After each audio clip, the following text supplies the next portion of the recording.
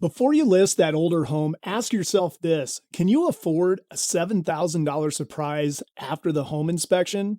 Now, many people, they always worry what's going to happen during their home inspection. And here's the reality: older homes come with character and charm, but they also come with inspection reports that can feel like a laundry list of problems. And here's the kicker: a lot of what inspectors point out isn't technically wrong, it's just not up to today's building code standards. So today I'm going to walk you through what to expect if you're selling an older home, what inspectors are really looking for, and how to handle it so buyers don't walk away, or even worse, nickel and dime you on repairs. And stay tuned till the end, and I'll cover 5 things that can prepare you ahead of time for that dreaded inspection. Now, first off, here's my rescue dogs, Daisy and Oscar. We donate part of our commissions to the rescue dog organizations out here in the Denver area.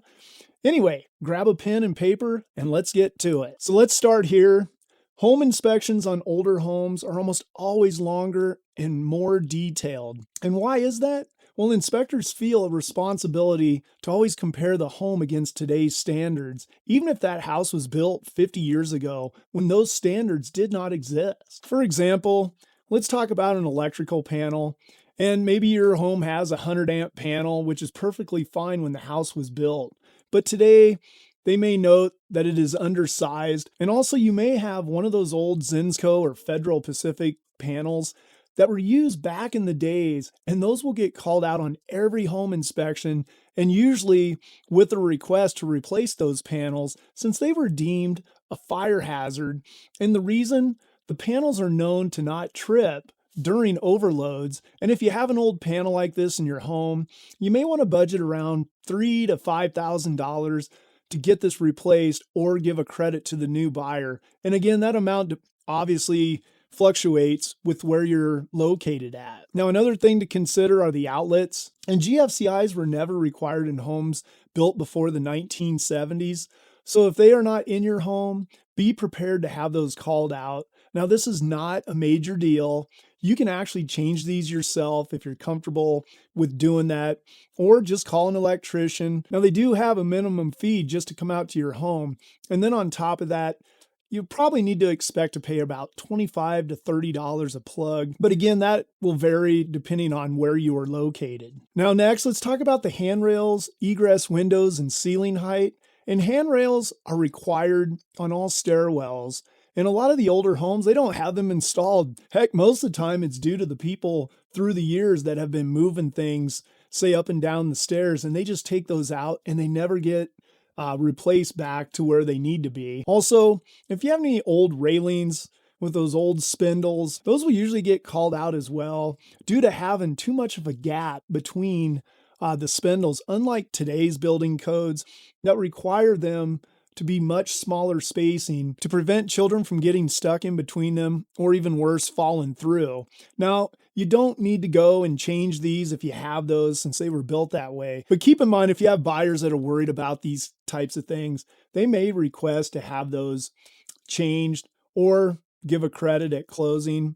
And most of the time, people will either just leave it as it is, or they may give some type of credit, but most people don't go and tear out those railings. But I just wanted you to be aware of it because they do come up in the inspection reports. Now let's cover the egress windows. And these older homes were never required to have egress windows. Now, egress windows are essential for safety that allow people to escape in the event of a fire or other emergencies. In older homes, they were never required to have egress windows. But keep in mind, if you do any remodeling and you add a sleeping area or you change the room usage, that will usually trigger an egress window to be installed. And if you have a bedroom in the basement from back in the days, or what a lot of real estate agents call non-conforming bedroom, where it lacks that egress window from when that home was built, an inspector will still call that window out. And again, it'll just come down to how the buyer is and whether they push for it or give a credit for it. Or a lot of the times too, I see nothing come of it. But if you're prepared to do anything with that, plan on around $2,500 to about $5,000 to install an egress window. Again, depending where you are. And also sometimes keep in mind, those are located close to, say, an electrical panel and so forth. then it becomes a bigger project as well, also creating a bigger expense. So, but again, just keep that in mind if you're dealing with an egress window. Now, here's one that I don't really see brought up a lot, but that's the ceiling height in these older homes. In these older homes, the ceilings, depending on how the home was built, I've seen the heights anywhere from 7 feet to 8 feet, and it's all over the place in some of these homes. As back then, the homes, they were built better, I feel, but for some reason, whenever I'm measuring ceiling height to put cabinets in and so forth, one area might be 7.5 up to 7.75 and 8 feet. So they're all over the place, but just keep in mind that may be something that could get called out, but just, you don't need to overthink that one because there's really not much you can do about that. And one thing I try to tell my sellers to do is just put yourself in the buyer's shoes for a bit. And they fall in love with your home's charm. But when they see that inspection report that says possibly that roof's nearing the end of its lifespan, the plumbing's not copper, the outlets are missing the GFCIs, and those windows are not egress compliant, suddenly that home feels like a money pit to those buyers. And to them, it usually looks like it's a $50,000 problem, when really in reality, it might only be $5,000 worth of update. And that's why perception matters, especially with these younger buyers who may have never owned an older home. And those inspection reports can be scary. And honestly, I have people that have owned many homes through the years, and they still continue to get a little worried when they see these inspection reports just by the way that they're written up. Here's the thing, home inspectors don't pass or fail your house. They just have to report the conditions as they see them. And honestly, a lot of the flags is just them covering themselves so they don't get sued. And they'll say things like, this doesn't meet current code, but that doesn't mean you're required to upgrade everything.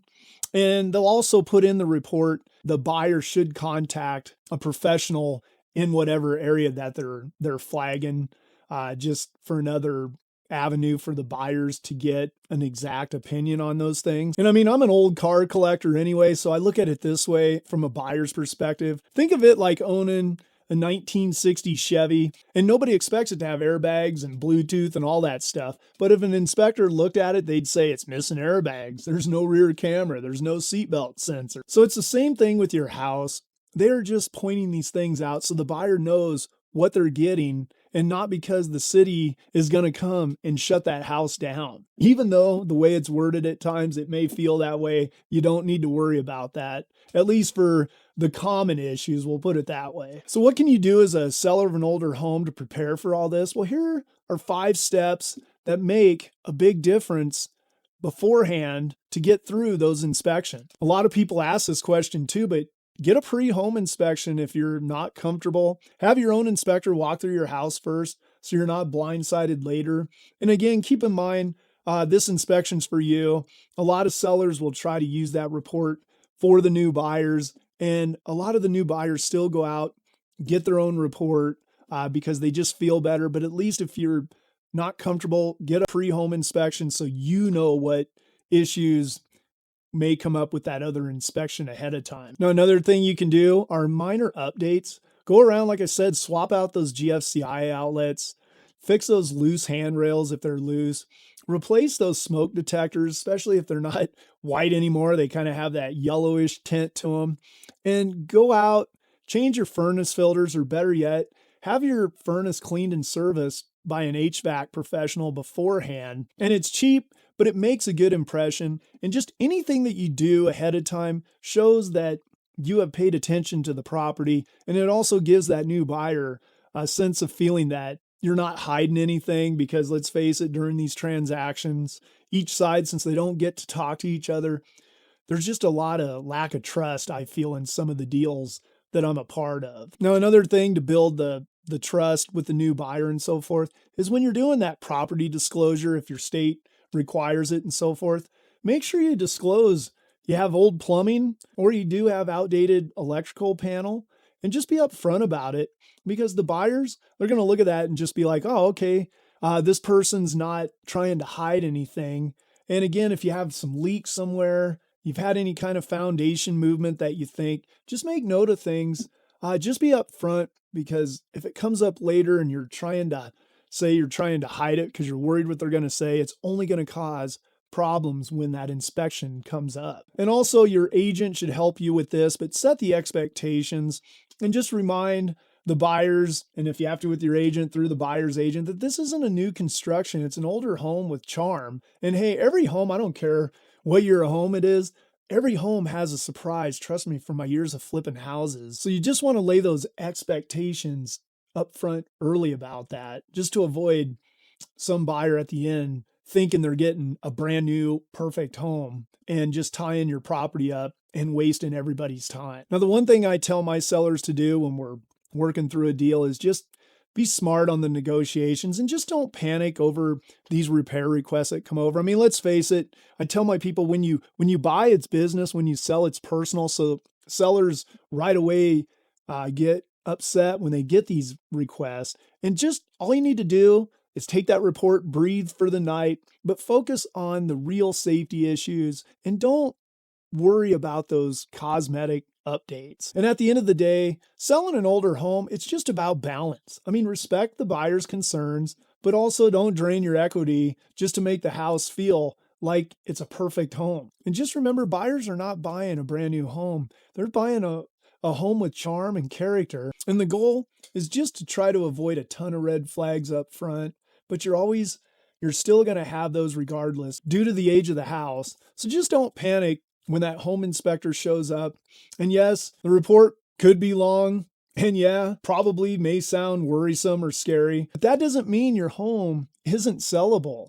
Just prepare, disclose, negotiate, and that's the formula on the process. Hey, I've seen deals fall apart over a $500 fix, but I've also seen where sellers work with the buyers by trying to either give credits or get things repaired, just so everybody can get to the closing table and everybody's happy at the end. So anyway, let me know in your comments, what's the oldest home you've ever lived in? Or would you even buy one knowing that, hey, those home inspections may be a little tougher? And also, please hit the like and subscribe button. I'm a new channel trying to get going here. Also, if you feel like the video was informational for anybody, please share with them. And also, if you need some questions answered or you need help in your area, my contact link's down below. I'd love to talk to you, or I have some top-notch professional real estate agents in your area. And I'll also share a link down below as well where you can help those rescue dogs out by donating, or also go rescue a dog. There's a lot of good ones out there.